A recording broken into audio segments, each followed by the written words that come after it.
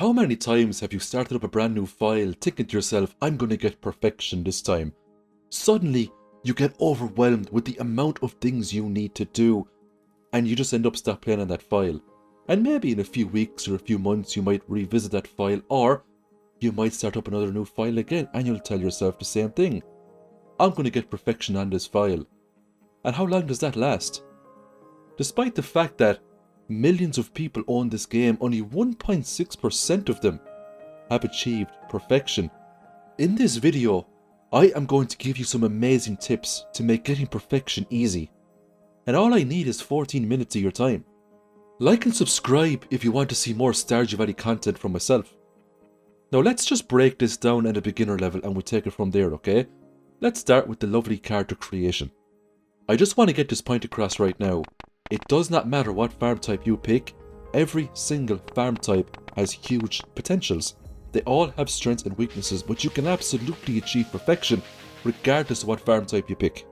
We're going to break the perfection down into individual categories, and I'm going to show you the best way to conquer these categories, okay? Now the first thing that we need to take away from this character creation screen is that little tool icon at the bottom left hand side of the screen. That icon will allow you to make certain modifications that will make getting perfection a tad bit easier. So we're going to skip the intro and go into this icon right now. You can make the game a little bit more challenging when you take a look at the community center bundles. You have normal and remixed. If you click on guarantee your 1 completion, that means the travelling cart will eventually sell you a red cabbage seed, but what you need to know is that it doesn't tell you which travelling cart you're going to get. So you have to check all the travelling carts. Now when you get to the very bottom of these options, there's a few very interesting things down here, okay? One is called a random seed. Now I've never actually used this, but you can type unique numbers into that and it will guarantee certain things happening. For example, the first fishing treasure chest you get may have a prismatic shard inside it.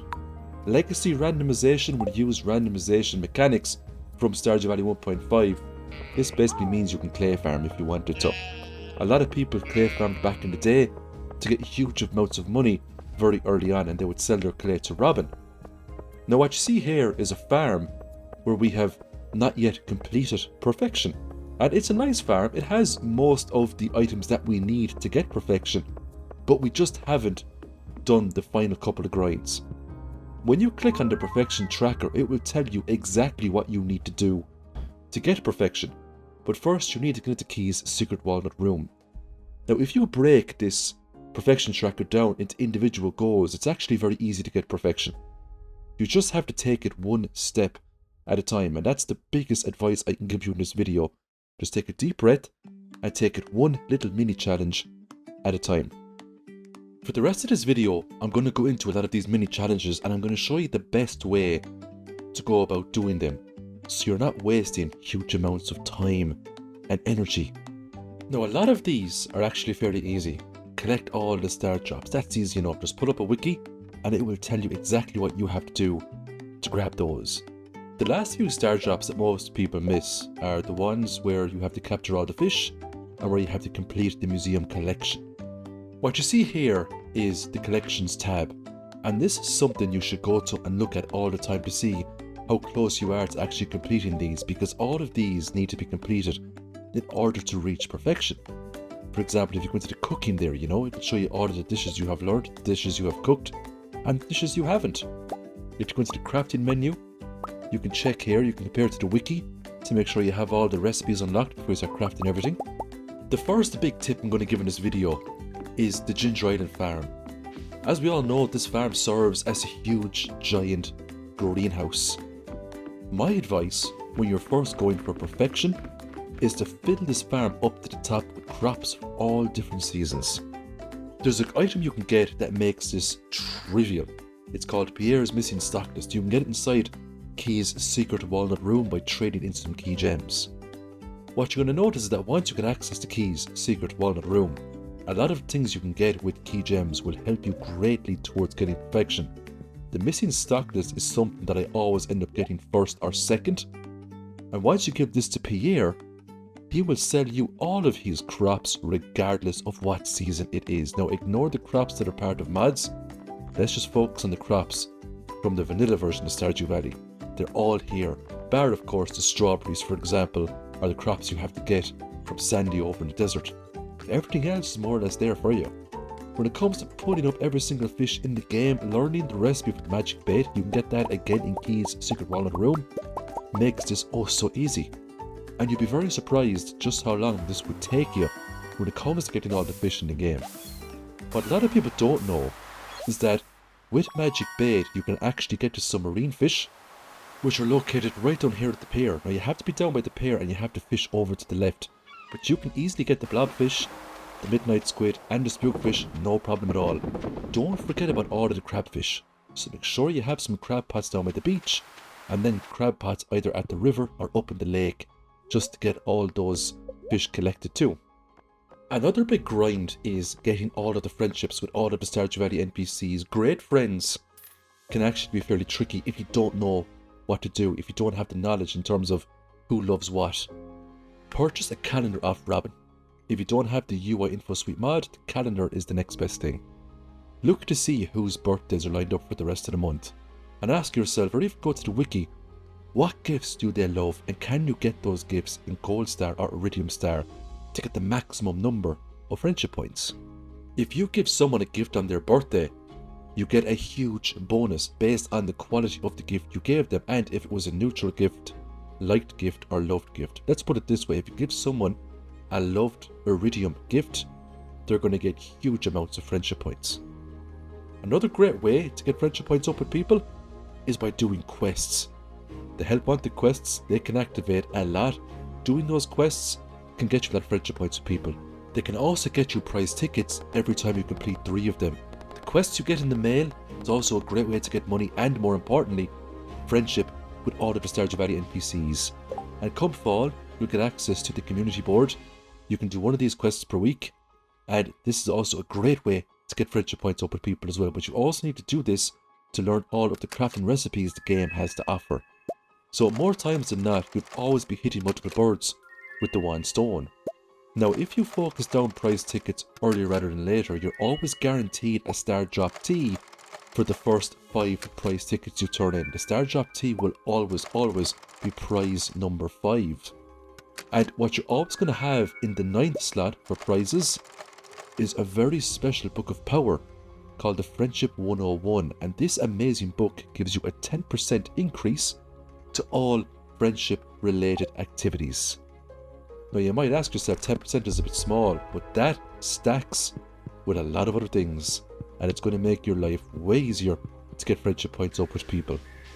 If we check out the Mastery Cave, there's a very nice item you can get in here. So if you're stuck on friendships, come in here if you have Mastery, get the Farming Mastery. This gives you the Statue of Blessings. There is a chance the statue can give you a very unique blessing called the Blessing of Friendship. If that blessing activates, every time you talk to people, you're going to get way more friendship points with them, and that also stacks with the Book of Power, the Friendship 101. So we just have the Blessing of Friendship now today, okay? We also have the Book of Power, the Friendship 101. We're going to talk to Claire. Now she's not vanilla Stardew. Claire is from the expanded mod.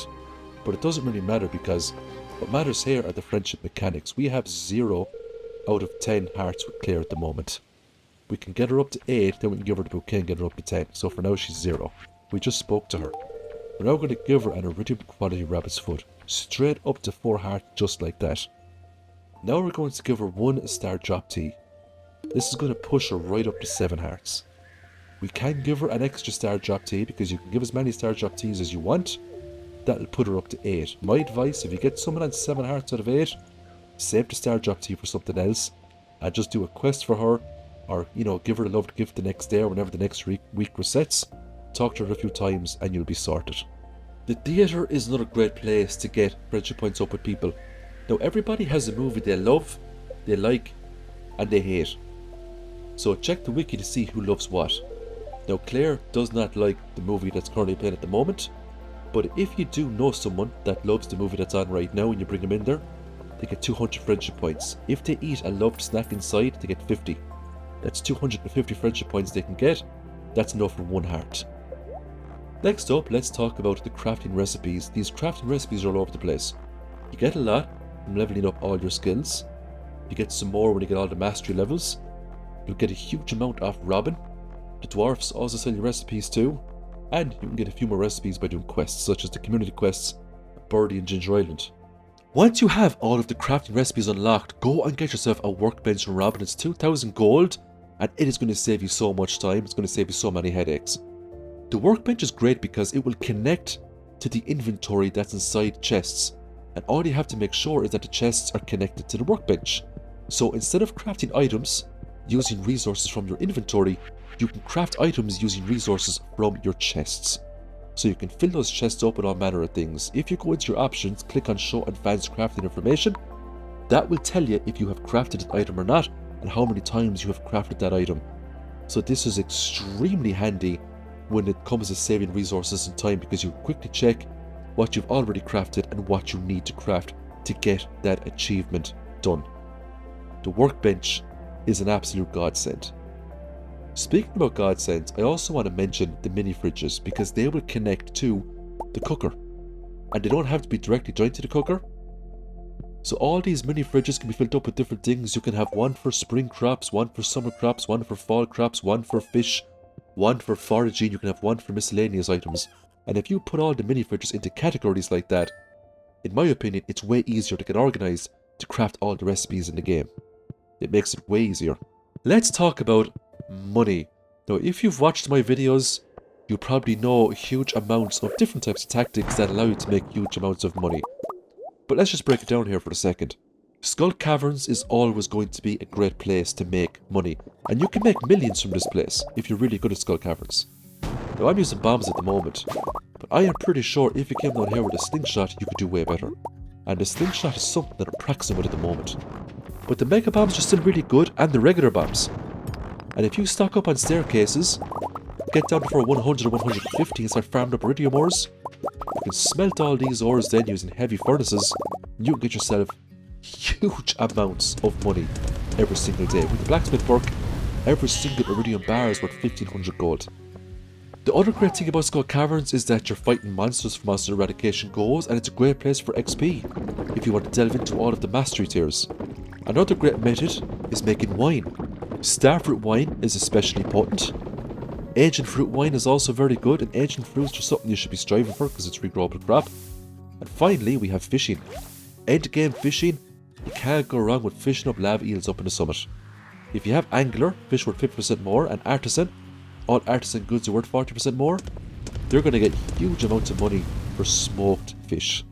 You can make easily between 500,000 and over 700,000 in one good day of fishing up lava eels. Just make sure you're using lava eel bait. That will give you, I'd say, a 90 or a 95% chance to always hook a lava eel if you're fishing up in the summit. It's not as effective as fishing down at floor 100 in the mines. The summit has way better rates for lava eels. If you can make that kind of money every day or even every 2 days, in no time at all you'll have enough for the likes of the gold clock. If you want to go the passive route, just get a few barns, fill them up with sheep, make sure to have enough hay, fill them up with auto petters, and just sleep and sleep some more. Get all the wool and sell it. There's just infinite ways to make money in this game. The gold clock is the big grind for a lot of people, 10 million gold, but trust me, if you do some lava eel fishing, or even if you do the extended family quest and you focus on legend 2s, you're going to have that golden clock in a couple of days.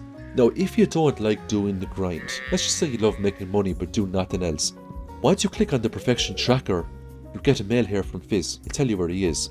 You can go talk to him, you can buy a perfection waiver off him. 500,000 gold will get you 1% on the tracker. So you could buy your way to perfection if you wanted. And before you know it, you've made it to the summit. And let me tell you, if you haven't made it to the summit before, it is extremely satisfying to make it to the summit the first time because it's such a huge achievement. So here's the biggest tip. It doesn't matter if it takes you 1 year, 2 years or 3 years. Just click on the perfection tracker, break down the goals, focus on one at a time. That's how you get perfection quickly. Just focus them down.